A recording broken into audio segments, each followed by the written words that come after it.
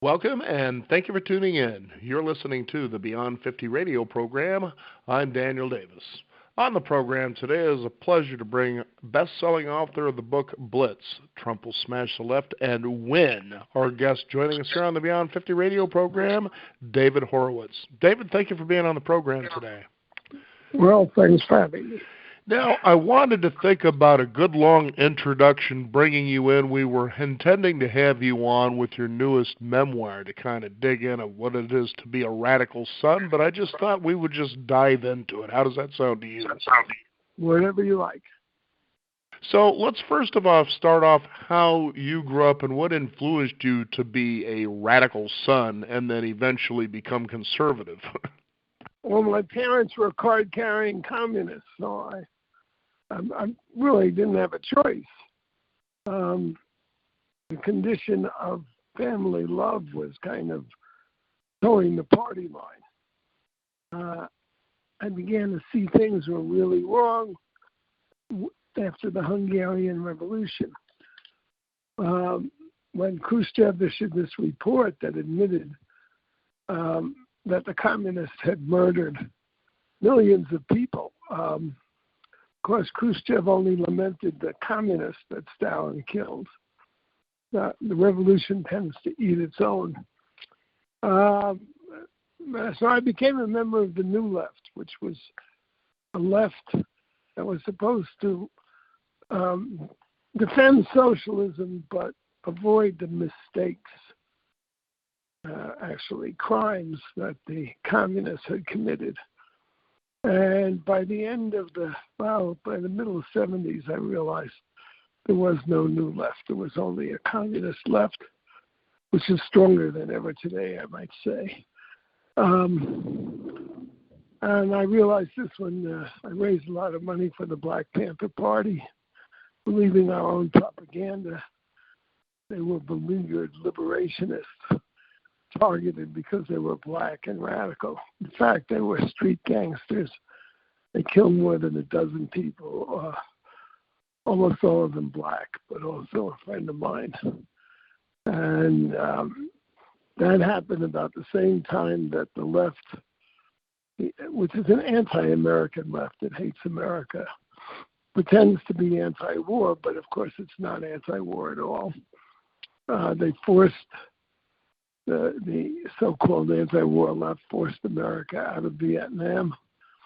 Communists came in, they proceeded to slaughter 2.5 million Indo-Chinese peasants. There wasn't one demonstration against them, against that, and that taught me that the left I had been a part of, despite the fact that they were my friends, were engaged in an evil movement whose reason for being was to destroy America. And that left is now in control of the Democrat Party, which is a fascist party. Why do I say that? Well, let's just take this last election. There's massive evidence that there was fraud. There's never been a court or a legislature which has agreed to sit down and examine the evidence.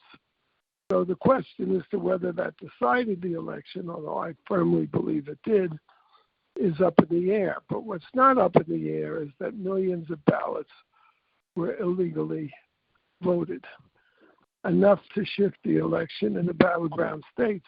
What have the Democrats done? They made it a crime to question the election result, to question it. Now, they're counting on people having no memories whatsoever of the fact that they questioned the election result in 2000 when Bush was elected, in 2004 when he was elected again, and in 2016 when Trump was elected. Congressional members of the Democrat Party, one after another, went up to challenge the certification of the election results. Exactly what they are trying to throw Josh Hawley and Ted Cruz out and criminalize them, throw them out of the Senate for doing today. This is fascism, pure and simple. You can't disagree with the ruling order. The state is the arbiter of all morality. It decides what pronouns you can use to address other people. It can decide whether you think that transgendered males should be able to compete against females. Everything becomes the purview of the state. That's what communism is about. It's what socialism is about, and it's what fascism is about. And Joe Biden is leading that charge. I mean, he's so feeble-minded, I shouldn't put it that way. He's enabling that charge. Well, he's certainly become that political puppet that's been inserted into that situation where everybody else is pretty much going to consume him. He's a willing puppet. Now, I did have the opportunity this summer to read your book, Blitz, and talk about how Trump will smash the left and win, and I loved what you had outlined there, but now people are looking back on that going, okay, so what's next, so to speak? On April 6th, my new book will be published. It's called The Enemy Within: How a Totalitarian Movement is Destroying America. I actually wrote it 2 years ago. I had to put the Blitz book in front because it was about an election. But it's being overtaken by events rapidly. I mean, everybody can see that these are totalitarians. The Democrat Party is a racist party like we haven't seen since the Ku Klux Klan. I mean, it's unbelievable. You have these racists like Rashida Tlaib saying that Trump would be convicted if he weren't white, as though black people are, like O.J. Simpson, are convicted all the time. Oh, that's crazy. Now, every Democrat in Congress is a racist. You hear it all the time. It's open season on white people. And then there's the pretense that there's some kind of systemic racism against black people, which is impossible. Systemic racism is outlawed by the Civil Rights Act. Why aren't there thousands of suits? Assume that all white people are racist. There's still thousands of black attorneys, black prosecutors, black district attorneys, black judges that would be filing suits if there was anything like institutional or systemic racism. There isn't. And all the statistics show there isn't. White people are much more likely to be killed by cops, unarmed white people and armed white people, than blacks. You have these racists saying blacks are marginalized. Is that a joke or what? Black people are the... I say this as somebody, by the way, who's fought for civil rights since 1948 was my first civil rights march. But this is lunacy. Black people in America, the black community, is the center of the nation's attention and its privileges. Blacks are put at the head of the line for jobs, for promotions. Black businesses have a huge leg up on white businesses, even if the white businesses, have better prices and better products. You want to get into Harvard? If you're white, you go to the back of the line. That's the reality in America today. And you have people like Kamala Harris claiming to be black so she can be vice president. This is a woman who got 2%. She's a Democrat who got 2% in the Democrat primary in 2020 in her own state of California, where she had been Attorney General. 2%. Mm-hmm. She's picked because she's corrupt and she can claim to be black. She has a black communist father. But her mother is Indian, is Asian, richest economic group in America. Yeah, Biden, one of his first things was to aid small businesses, but only black, Hispanic, Asian, female-headed, and Native American businesses, no white businesses. What's the rationale behind that? Asian Americans are richer than whites. The rationale is hatred of whites by Democrats. White people who vote for Democrats are stupid, but so are black people who vote for them. And Asians, for that matter. Yeah.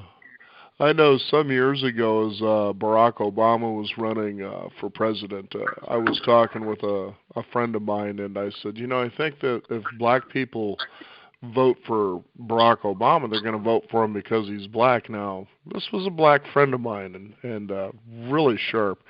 And he says, no, actually, that's not true. He says, blacks are mostly conservative. They want to have middle class lifestyle.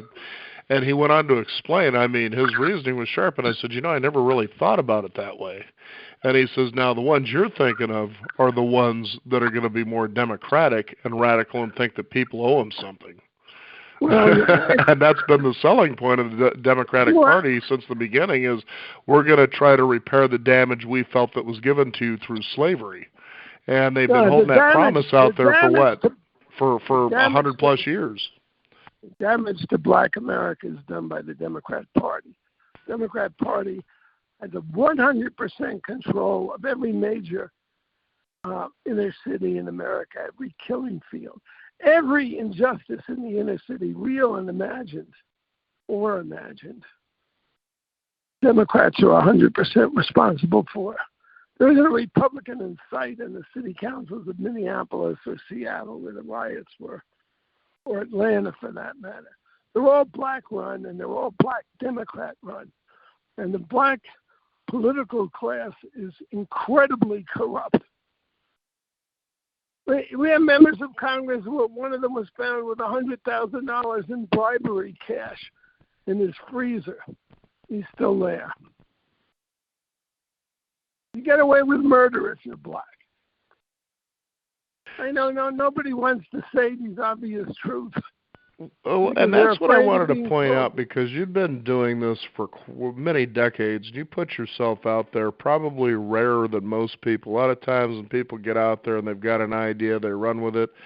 Maybe there's a popular energy that goes behind it, then eventually something happens, it turns, and then they backtrack. But you've been pretty consistent in your work out there for all these decades, just talking about, all the obvious things that people really need to wake up from the brainwashing, if you will, about what we've come to learn about ourselves and to really take stock and to beginning to think, which is something I know that has been lost in the universities and colleges across America, I'd say, for the last 50 years. Yeah, our colleges are fascist states. And one point of view, I used to have to take a bodyguard. For 20 years, I had to take a bodyguard if I went to a college campus. Now it isn't even worth going. The demonstrations with the administrators present take place in your lecture, so you can't even talk. It's disgraceful. But every American, white, black, Asian, whatever, should have as their anthem Tom Petty's song, I Won't Back Down, and never apologize for telling the truth. I know that's been really the shackle that this cancel culture has created, because people lose jobs. Well, they get away with it. Yeah, but there's a revolt. There's all these comics, many of whom are left-wing, who are revolting against that. All that's required is a little courage from people. Stand up, be heard, and tell the truth. If somebody says blacks are marginalized, laugh. Underserved, laugh. There is in the inner cities, which are 100% controlled by Democrats and have been for 50 to 100 years, a portion of the black community which is in trouble and deprived. There are no fathers in those homes. That's the main reason. But the majority of blacks are in the middle class. If racism is holding blacks down, how come they're in the middle class? How come we have all these black billionaires? How come the richest woman in America, Oprah Winfrey, what is she worth? Nearly $3 billion. Is the granddaughter of a sharecropper, grew up in segregated Mississippi, was raped by her uncle, and by sheer power of her personality, pushed Kill Donahue aside and became, America's sweetheart, as it was. Unfortunately, she has succumbed to racism herself. She's championing this Breonna Taylor, who was a criminal. She got killed because her boyfriend shot police in the middle of the night who had a legal warrant to search her house because she was an accomplice to a major drug dealer. That's our civil rights martyrs today. Criminals resisting arrest.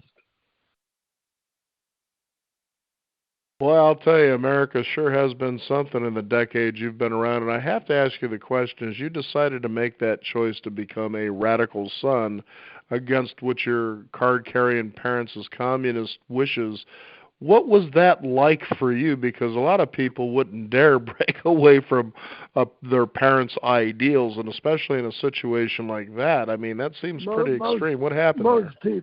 Most people wouldn't. There are plenty of people who left the left, but they keep their mouths shut. Look, my mother was worried about my life. I had 4 children, but my own life was in danger. I was threatened by the Panthers. And my mother, she was a sensible woman. Her politics were always left. But she considered family more important. My father was sort of intimidated by my mother, and I know disappointed in me. But, I lived through hell after the Panther murder, which I've described at length in my book, Radical Son. If you want to understand how we got here, where it all began, my book, Radical Son, tells a very dramatic tale of what took place. So where do we go from here then? Fight. You go up to my Twitter feed. I didn't check that. I think it's still up there. It's at Horowitz 39. I have all these songs from the 60s and 70s that originated as leftist songs, but they're certainly appropriate today. No retreat, no surrender.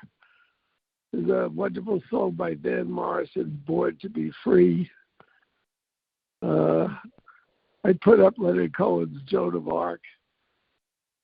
Anyway, My Small Rebellion.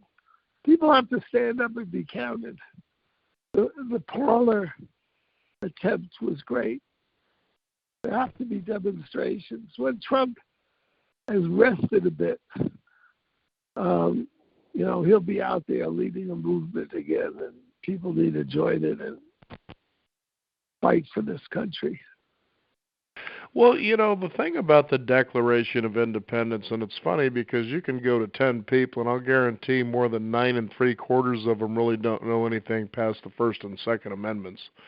And what's funny, I shouldn't say funny, what disgusts me about the First Amendment is how all these radicals have hidden behind the freedom of speech. They've hidden behind the freedom of religion and has actually turned those into tools or even weapons. I can have freedom of speech, but you can't. And you can see it I've been in journalism now for 30 years. And I was disgusted with journalism even back in the 80s. I'm like, they're not telling you news anymore. They're just feeding you a bunch of ambiguity. There's no news here unless a house is on fire. And if you learn to pay attention to what's being said, you learn to realize there's a lot of BS going on here. So I started turning it off, not that I really followed it all that much anyway. And a lot of times it's like I had a guest on the program once who said, the reason you watch the news is to support your bias. And that's exactly what it's become. Yeah, it's terrible. There's actually a book by the late Nat Hentoff, who was a leftist writer for the Village Voice, called Free Speech for Me, but Not for Thee, which is the left's credo. They're all for free speech until they get the power that they want to shut everybody up and put them in gulags. You can see it in their attacks about deprogramming Trump voters. That's what the Russians did. They put people who disagreed with their police state in insane asylums. The mentality is identical. And the worst thing is, you don't see one Democrat in Congress protesting the attempt to silence the opposition. They'll all go along with it. When they get the cattle cars and ship us to gas chambers, they'll all go along with it. Yeah, much like the person who decides to electrify the fish that are in his pond because he doesn't want them anymore, and so he grabs a big, heavy electric cable, goes walking into the pond, and then puts the cable into it. These are crazy times, I'm telling you, we're living in here. And you were saying, first of all, I want to let you know what a pleasure it was to have some of your time here to be on the program. Your newest book will be coming out in April, you said? Yeah, it's called The Enemy Within. It's on Amazon already. Okay. Check out the cover. You'll enjoy it. Sounds good. And they can follow you, of course, on Twitter and things like that as well. Is Twitter, there a website? And it's frontpagemag.com. And is there also a website people can follow you? Yeah, frontpagemagazine.com. Frontpagemagazine.com. And if again, you're interested in my writings, horowitzbooks.com. Very good. Well, David Horowitz, thank you so much for being on the program today. We'll keep our fingers crossed and keep into the good fight. I know I'm certainly not giving up, that's for sure. So thank you for being on the program. There are more of us than them. Oh, guaranteed. Thank you again, David, for being on the program. Okay, thank you. Bye. We want to thank you, the listeners out there, for tuning in. You can discover more at beyond50radio.com. That is the number 50. We encourage you to sign up for our weekly e-newsletter and sign up for our... Thank you again for joining us. You've been listening to the Beyond 50 radio program. I'm Daniel Davis, and remember, wherever you are is where you should be. Have a great day.